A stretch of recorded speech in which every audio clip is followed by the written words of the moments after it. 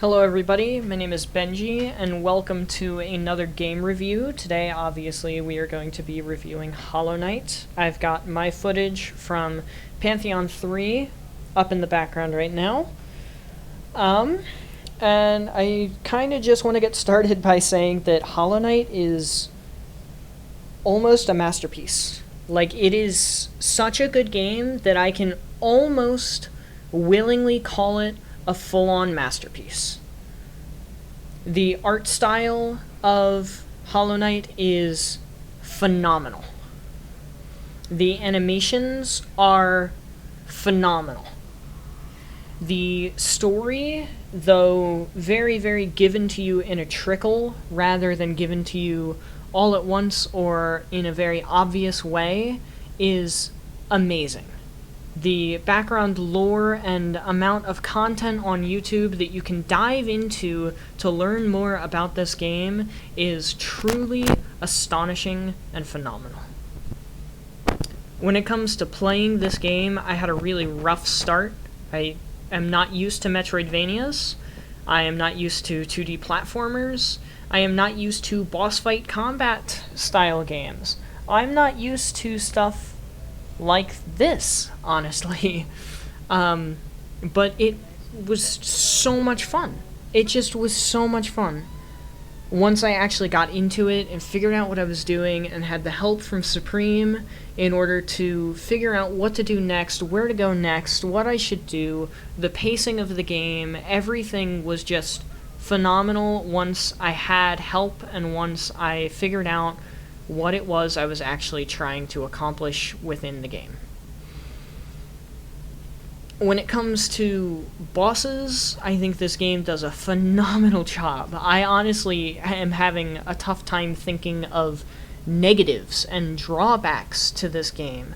The only one that I can really even think of off the top of my head is just travel time, and the fact that in late game, certain late game areas like Kingdom's Edge or the Abyss or I forget what it's called, but the area by the hidden station where you fight the sibling vessel thing, you know, I completely am drawing a blank on it right now. Once you get to endgame areas like that, it can be a bit tedious to go around, but that's really the only sort of downside that I can, honest to God, think about off the top of my head. Other than that, it's just a handful of bosses that I'm not a huge fan of. Like, let's see, Zote the Mighty is a little bit of an interesting boss. Trial of the Fool, the Coliseum 3, is very, very difficult, almost too difficult in my opinion, in terms of the whole bouncing up and down on platforms, nowhere to heal, no opportunities to heal, that sort of stuff was very, very annoying. But other than that, I can't really think of that many downsides other than a handful of bosses, like Enraged Guardian, like I said, Zote the Mighty, which is just very RNG based. This game is completely and entirely fair. The only times that I find myself getting hit by a boss are my own mistakes. Either I don't react correctly, or I don't react in time, or something along those lines happens that causes me to get hit. So, right there. That was my mistake. That wasn't, oh, the game glitched, or, oh, I hit that button, but it didn't register that I hit that button. That was my fault. I just straight up hit the wrong button. That's my fault entirely. It's not the game. I can't blame that on anybody but myself. And I love that. I love the fact that I can play this game and know that when I get hit, it's my fault. It's not anybody's fault but my own, and I just need to get better. And I know this is just going to sound like I'm gushing over Hollow Knight, and that's because I am.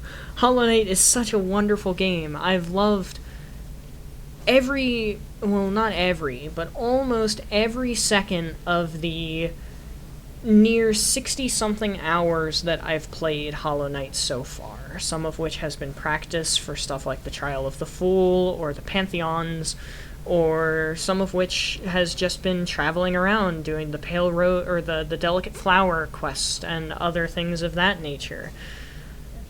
And some of which has just been straight up dying to bosses, dying to travel, dying to enemies. Everything of that sort, everything of that nature has been enjoyable, with the exception of a couple of key times, like when I was doing Nightmare King Grim for the first time, and he took me like 5 hours to beat. Or when I was doing Grey Prince Zote for the first time, and he took me like an hour to beat. Or doing Pure Vessel, which has taken me 3 hours so far, and I still have not beat him yet. Excuse me. I've done some attempts off stream, no luck so far. I've been very, very bad at his fight so far. But it's honestly just my fault. I'm not good enough at the fight yet. It's not that his fight is bad. It's not that his fight has bullshit mechanics. It's not that his fight is too difficult. It's just that I'm not good enough at his fight yet to actually, win. And that's sad, but at the same time, it's completely and entirely understandable. It's the same reason why Nightmare King Grim took me 5 hours. I have bad reaction times. I'm not good at Metroidvania-type boss fighting games. It's a reason why I won't play Dark Souls. But I've loved every second of everything that I've done. All of the bosses, all of the learning, all of the experiences, everything about it has just been phenomenal. And now we get to the part that I'm really gonna gush over, and that is the music. I love, absolutely adore Hollow Knight's soundtrack. All of the environmental songs fit entirely perfectly with the environment that they go with. Green Path sounds relaxing. It sounds like something you'd hear in a garden. Stuff that you hear down in the Abyss and the Void sounds like something that you would hear in a depressing area. The music that goes along with the White Palace and the Path of Pain and the Pure Vessel and everything of that nature sounds like something that you would hear when encountering stuff of that nature, when encountering a palace that's completely white and made of marble, something that's supposed to be frightening, something that's supposed to be just soothing classical stuff while you're getting ripped to bits by a saw. It sounds completely and entirely like that kind of a vibe. I constantly, when I play this game or watch this game, find myself humming along to the soundtrack that I'm listening to at the time, whether that's the Zote fight, the Grim fight, the Green Path music, any type of music whatsoever, I'm humming to.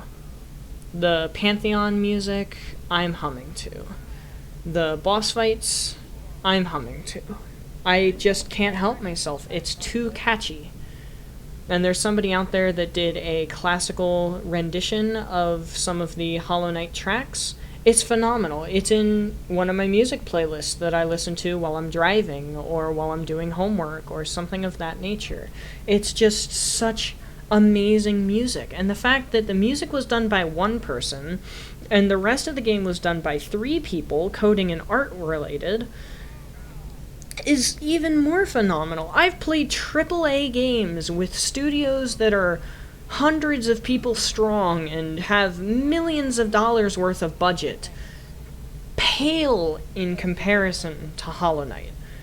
I have had games that are developed by studios like Bethesda, studios like Epic Games, big companies that just fall flat on their fucking face when you even so much as attempt to compare them to Hollow Knight. Hollow Knight is just such an absolute masterpiece, and the fact that it was developed by only 4 people and is so much better than other games I've played is honestly depressing for the larger game studios. If they can't compete with a 4-person studio, then how can I ever expect them to be good at anything? When Hollow Knight is so good and their games are so bad, why would I ever trust a large game studio ever again? There's no point. There just honestly is no point. And now we get to the negatives of Hollow Knight. It has a very, very slow start.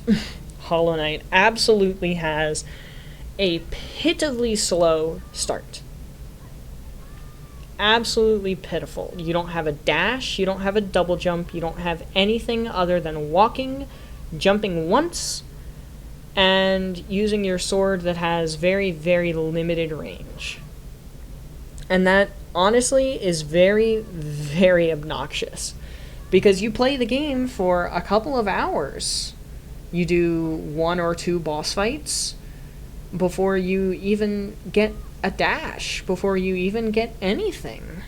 You have to do at least 1 boss fight before you get something other than a sword. And then you have to do another boss fight before you can get any sort of extra movement. And then you need to do more boss fights after that to get more movement, but at least by that point you have a dash and it won't be that bad to get a double jump at that point. Getting more spells and everything. I wish Hollow Knight started you off with better movement. I don't have any issues with the way that you get the movement in the future parts of the game, like the double jump or the desolate dive or the abyssal shriek or anything of that nature. I don't have any singular issue with the way that you get those. I just have an issue with the fact that you start with absolutely nothing. You should at least start with a dash. A dash should honestly just be base kit in games like this, in my personal opinion. Other than that, I have pretty much no complaints. Out of the 60-ish hours I've played, I've only had a couple of instances of some sort of a bug or some sort of a performance issue, lag, frame drop, loading issues. I haven't had virtually any, honestly. I've had maybe 2, maybe 3, and I didn't even see one until about, 50-something hours into playing the game. Which is just phenomenal, because I have encountered so many more glitches in The Last of Us Part 2, and I've only played through the game like 3 or 4 times. That's like maybe 60 or 70 hours. And I've seen so many more bugs, so many more texture glitches, visual glitches, dialogue glitches, anything of that sort than I have in Hollow Knight. And that's a Naughty Dog game. That's The Last of Us. It's made by a team of a huge number of people. And this was made by 4 and I've had less issues? That is absolutely phenomenal. Very, very well done, Team Cherry. Very, very poorly done, Naughty Dog. And other AAA studios. Overall, I'd honestly say that I have to give this game a 9.5 out of 10. Because it does have its issues, it does have stuff I want to fix. I don't think I will ever give a game a perfect 10 out of 10. And if I did, it would be this game. Also, yes, I did in fact do it. I will give you a bow, good sir. I'm gonna go on ahead and pause it. Not on a white screen because that's gonna blind everybody. Right there, that's perfect. But I don't think I'll ever give a game a 10 out of 10. If I had to give any game a 10 out of 10, it would have to go to Hollow Knight. Simple as that, it would have to go to Hollow Knight. Because there are so few flaws that I have with the game that it's honestly hard for me to think of any. I've loved this game so much. And although I am a bit burnt out on it at the moment, and I'm taking a break from it, I will be excited to hop back into it, go after the Pure Vessel, beat Pantheon 4, beat Pantheon 5, and do a whole bunch of other stuff. But without further ado, that's it for Hollow Knight review. I hope you guys have enjoyed, I hope you have a wonderful day, and I hope you enjoy seeing the Hollow Knight content on the channel. So thank you again, and have a wonderful day.